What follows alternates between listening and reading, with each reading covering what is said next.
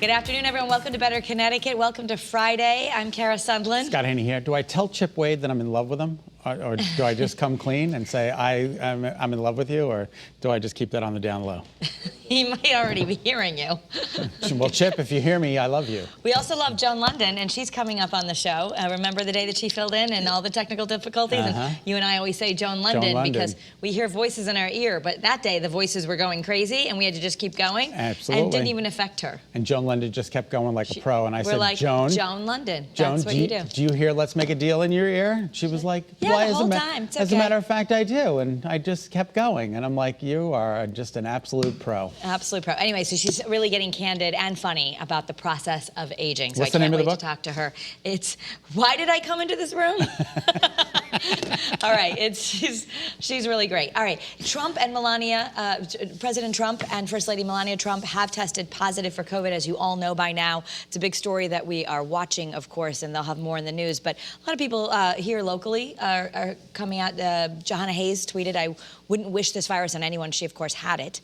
Praying for the president, his family, and staff for negative results and a quick recovery. And Governor Lamont, our thoughts and prayers go out to the president and first lady who have tested positive for COVID. Another reminder that this is a highly contagious virus, and we must not let our guard down. So good thoughts going out there. It's tough. It's tough. You know, you just never know who's going to get it. Well, you know, as I said on the morning shows today, we didn't have to wait very long before our October surprise this month. Yeah, there you go. So we'll have to see what happens. Let me ask you a question. What do you think is the most stressful event in your life? If you had to think back, what was your most stressful event in your life? Loss. Loss. Yeah. Loss. Either losing the baby, losing my dad, that kind of thing. Yeah, that kind of loss. Well, most people say it's not starting a new job, it's moving. They say moving is the most stressful life event for Americans. That's according to a new one poll survey.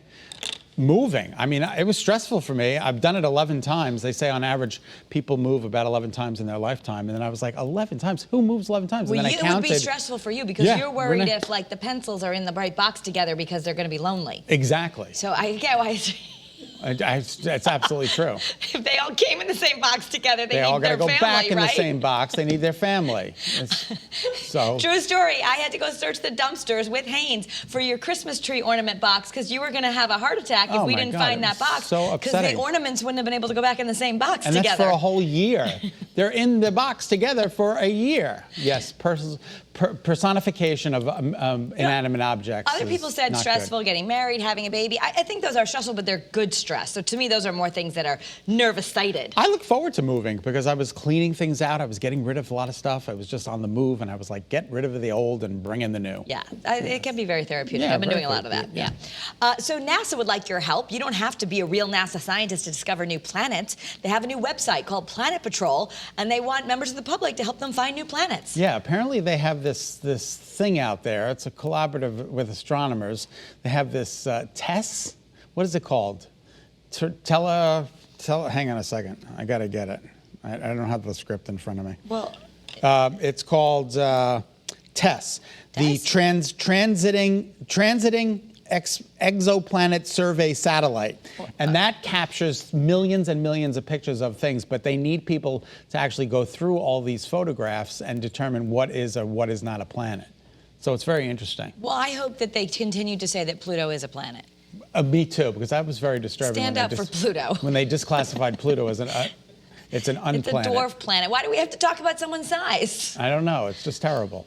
But that was upsetting. Very upsetting. All right, this is a story we wanted to bring you yesterday, and now it's back because Scott is very concerned. I'm concerned about this. So they have these swans down in one city in Florida. And they're selling them. They're selling their swans because they're overpopulated. So they said they have to get rid of some of them. So they're going to sell them off for like $400 a swan. They're looking to get rid of 30 to 40 swans out of the 80 that they have. Yeah. But how do you know? I mean, how can you break up the swan? Like, what if you sell one swan away from his family? That's awful. Like, how does the swan know? Well, how do you know which swan belongs to which family? There are some animal experts helping along with this. They're going to keep in touch if you need help caring for your swan. So maybe the animal experts know who's related to whom. Yeah, and they're going to sell them off to like Renee seems very upset by this, too. 80 swans on Lake Morton. Maybe the two of you should get a couple of swans, and then you know that they're going to a Now, good family. all right, so the city says it spends $10,000 a year to feed and care for them. They don't have the $10,000.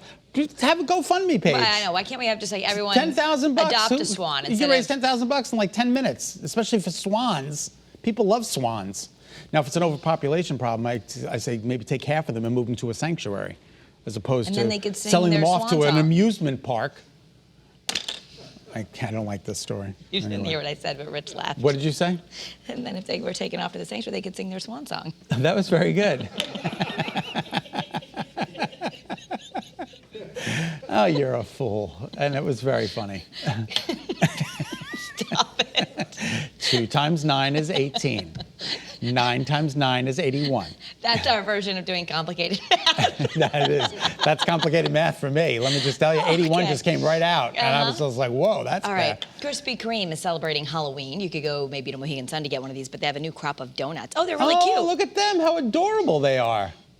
Look at that. I don't know why they went out of business in Newington. Yeah, I'm not sure why, but they have Frankenstein, a werewolf, and a vampire. I like vampires. I love a good Krispy Kreme donut.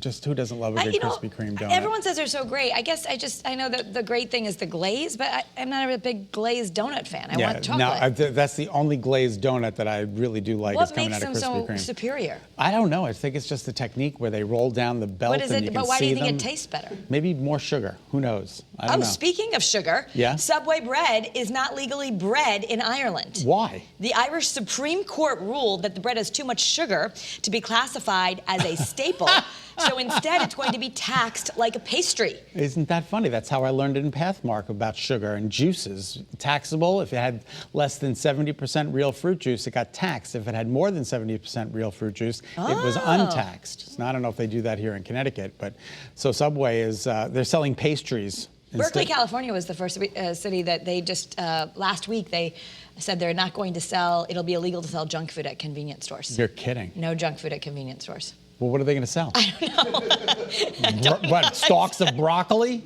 I mean, it's ridiculous. Convenient, healthy food? I don't know. That's incredible. All right. For all the latest celebrity news that you might want to have, you can watch right here on Channel 3 every night at 7:30. It's on People. Let's check in with Kay and Lawrence for a preview. Tonight, here's what people are talking about. She was someone who was just had this fire that was always brewing, and she was so witty, kind, and funny. Former Glee star Matthew Morrison remembers the late Naya Rivera. Then meet the former conjoined twins, Macy and Mackenzie Garrison, who won't let anything get in their way. Well, I want to do everything that everybody else wants to do. I don't want people to know us at our school as the girls that have one leg, and they're famous because of their story. Their inspirational story on tonight's People. And you just told me something new. Yeah, it was just announced yesterday. Gretchen Carlson, who's from Connecticut, she's been on this show before. She will now be a special contributor to People TV. Isn't that incredible?